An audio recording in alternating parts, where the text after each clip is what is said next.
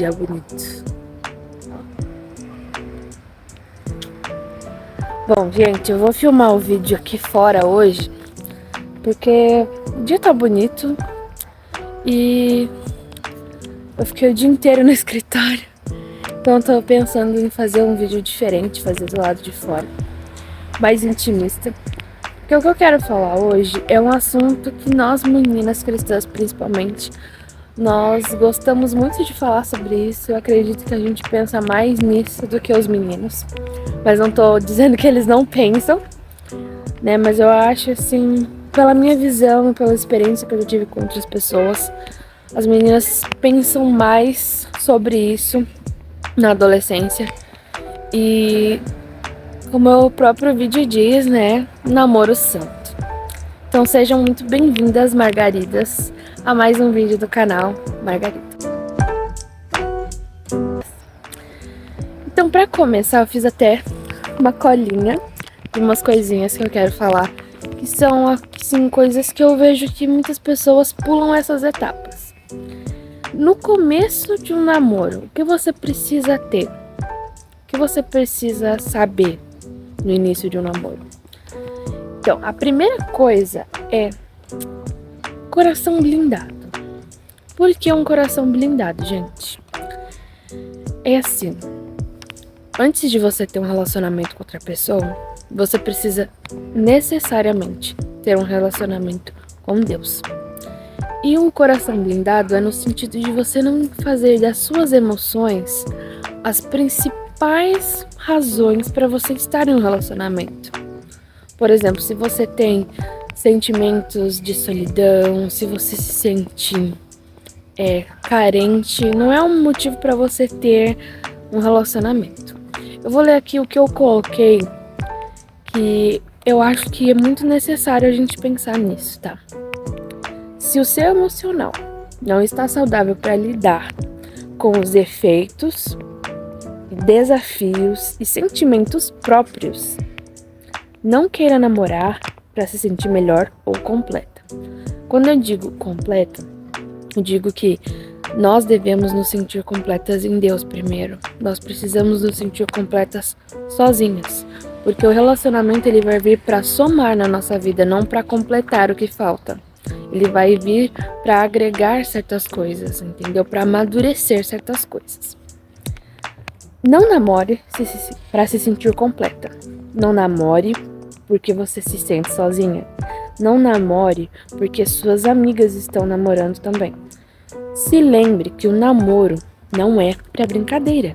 Não é um momento de você desfrutar, vamos dizer assim, né? É um momento de conhecer e amadurecer a ideia do casamento.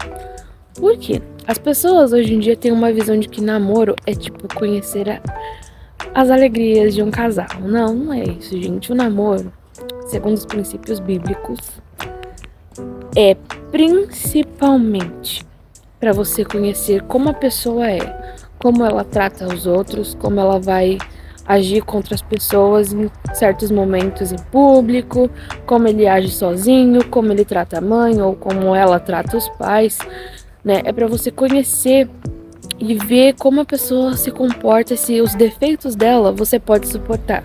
Porque não é tipo assim, você abafa os defeitos. Não, é para você ver os defeitos e ver, isso eu posso suportar.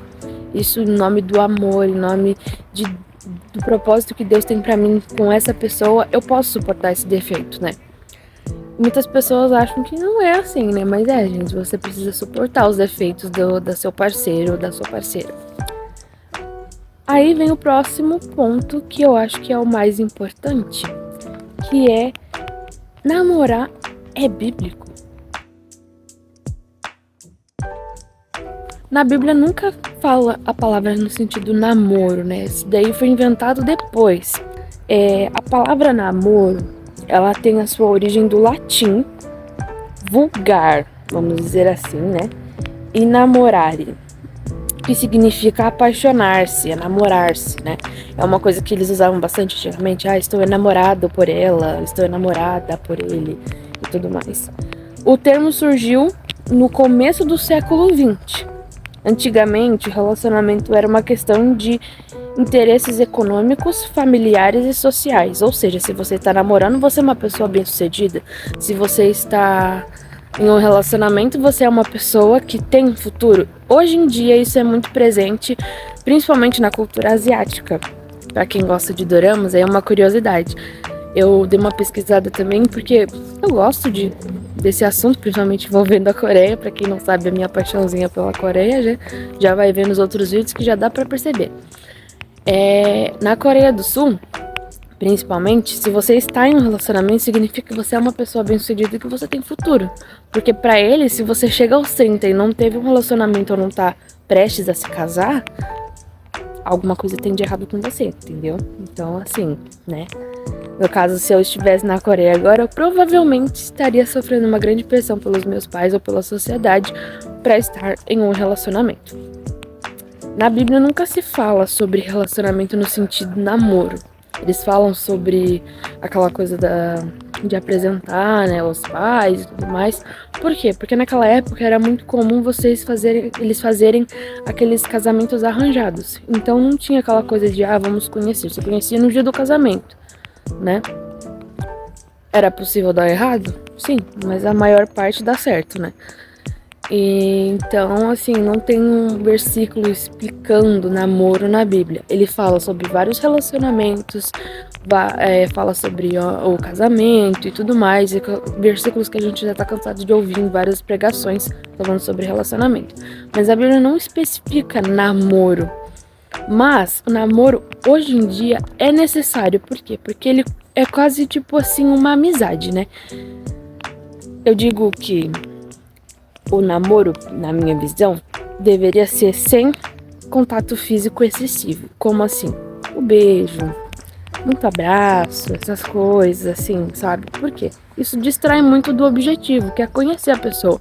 As pessoas acabam se prendendo ao contato físico e não ao conhecer o intelecto da pessoa, né?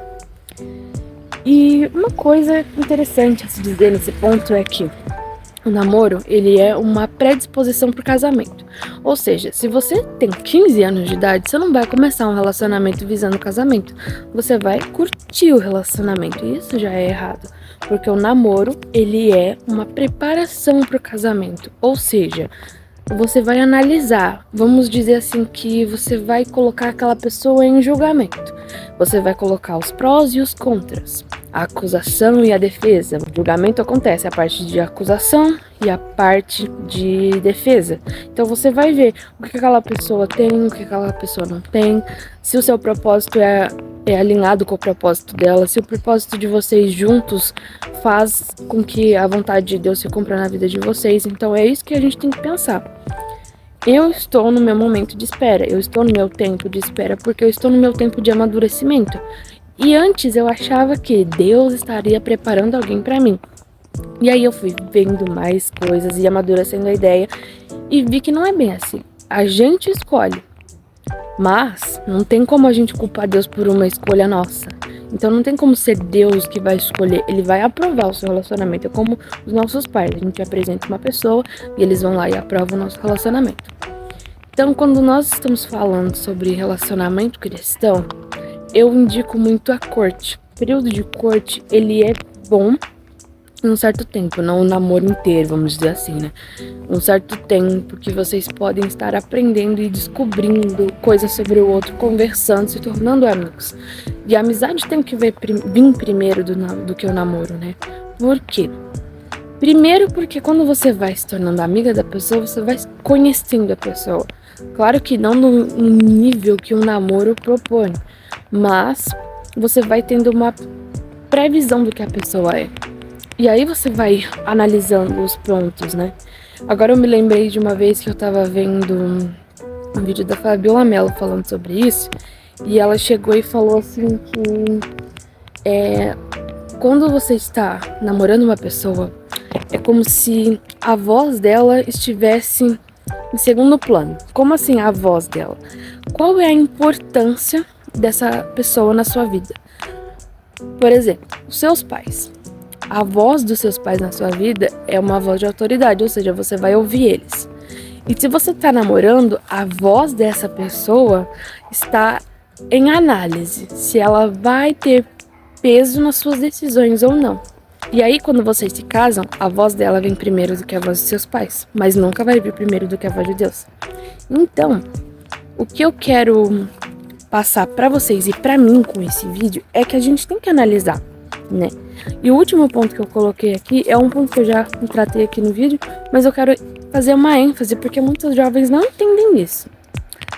O namoro deve ter como principal objetivo o seu casamento.